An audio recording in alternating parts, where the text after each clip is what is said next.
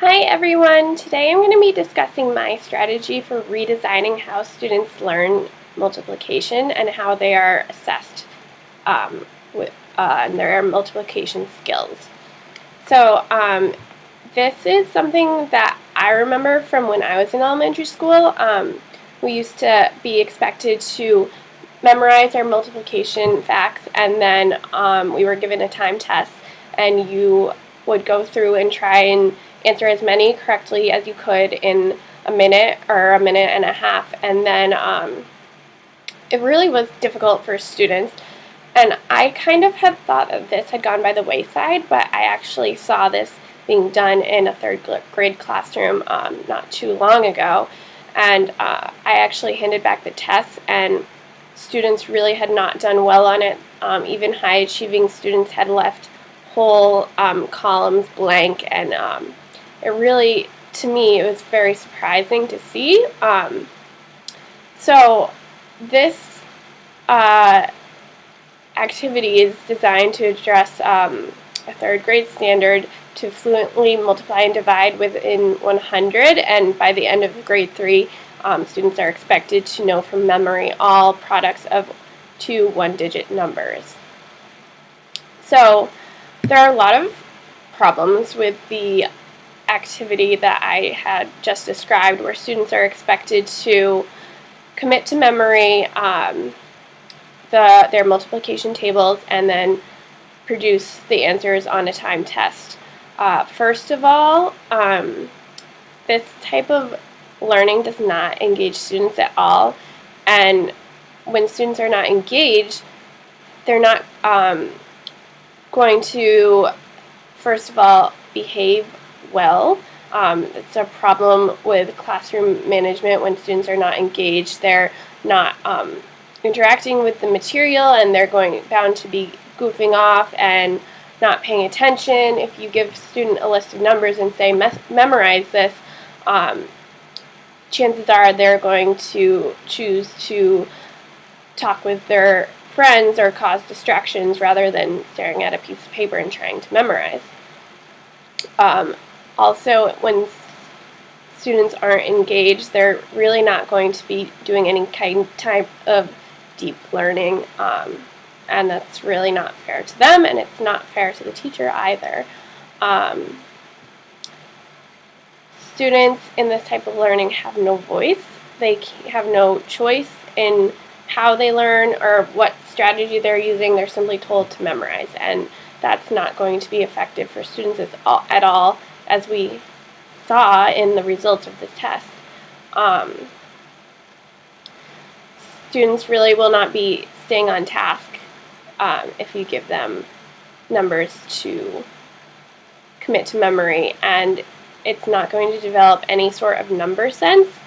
And that's what we want as teachers, is for our students to be able to develop number sense so they can translate what they've learned to deeper, more difficult problems, and then they will have developed a lot of problem-solving strategies, and that will help them much more down the line rather than simply having their multiplication facts committed to memory. The other problem with this type of learning is that the part of our brain that stores our memories sort of shuts down and has a hard time recalling those memories when under any sort of stress or anxiety.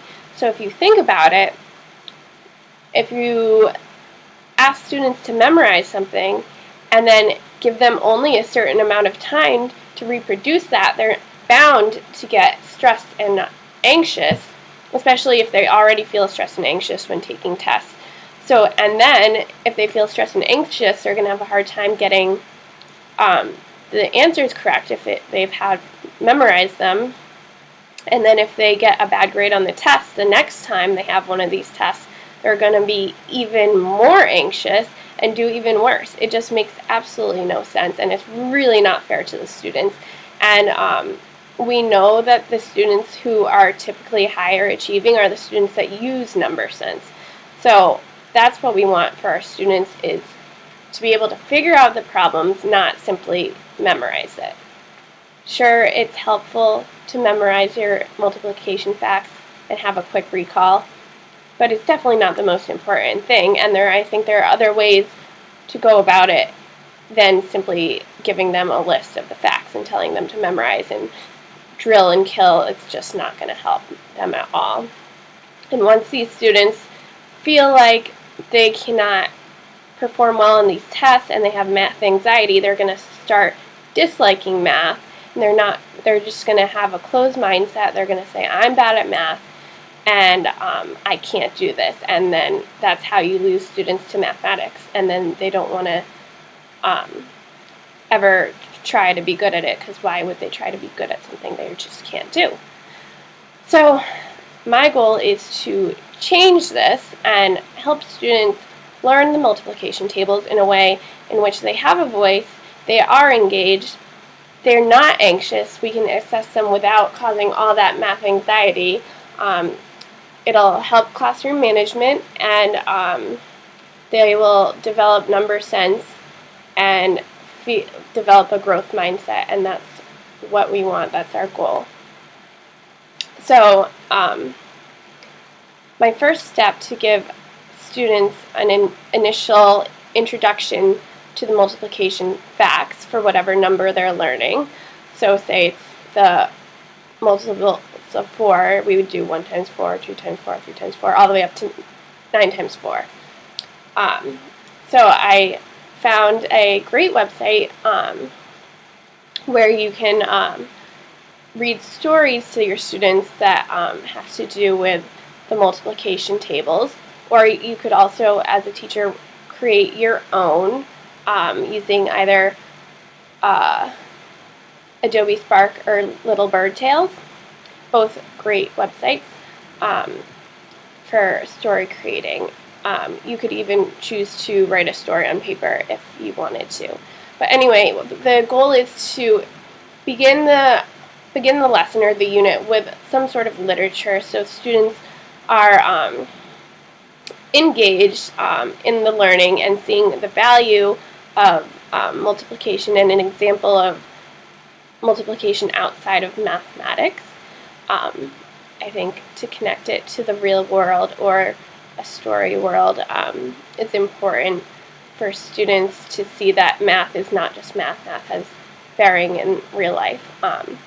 Also, the students will be creating stories later, so this is a good time for modeling how a digital story or a story using mathematics will work and look and sound. So after reading with your students a math story, you'll introduce the multiplication facts for whatever number, but you're not going to tell them the answers. You'll just say, okay, we're doing 4s or 5s or whatever. And then the students in partners or groups, small groups, are going to work together to develop their own problem-solving strategy to figure out the answer. And chances are students will already have some knowledge of problem-solving strategies, so you can go over that before you ask them to create their own, just so they're thinking about it and thinking about how to problem solve and what that looks like.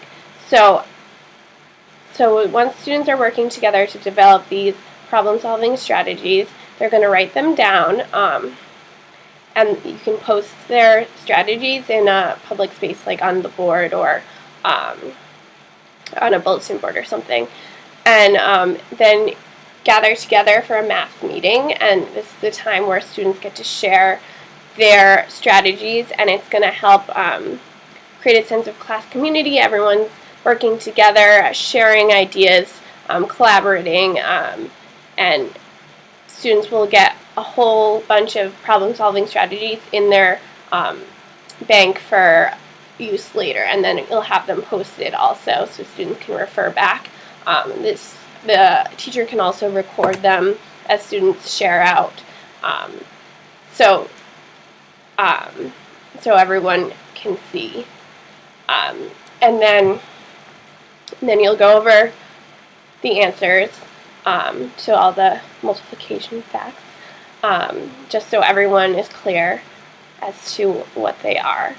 And then this is the fun part. The students will then, again, work in pairs or small groups to create a digital math story using either Adobe Spark or Little Bird Tales.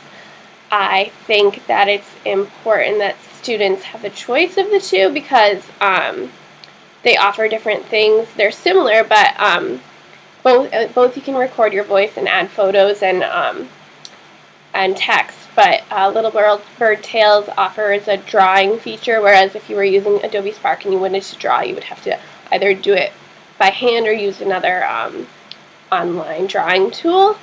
I think that students should have a choice so they can pick which one is easier for them and meets their needs. Not everyone likes the same thing, and giving students a sense of agency and choice in the classroom is important to make them feel like the learning is student-centered.